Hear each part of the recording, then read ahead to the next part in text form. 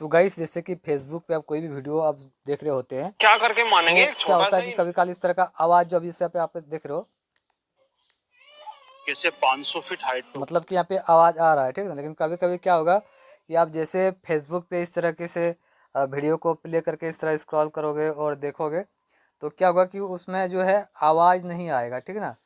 तो उसे ठीक करना बहुत ही आसान है। आपको कुछ नहीं करना है, बल्कि मैं यहाँ पे अब क्या करना है, फेसबुक को इस तरह क्लोज कर देना है, ठीक है ना। फेसबुक को बंद कर देना है आपको सबसे पहले।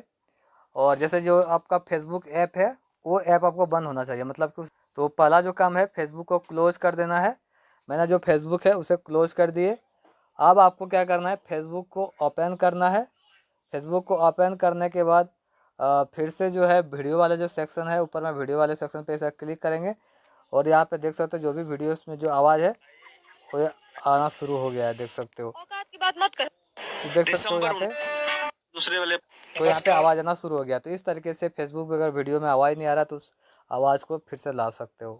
को यह वीडियो पसंद या वीडियो लाइक कर देना। इस तरह और भी वीडियो देखना चाहते हो, चैनल को सब्सक्राइब करके बेल आइकन दबा देना। फिर मिलता है अगले वीडियो में।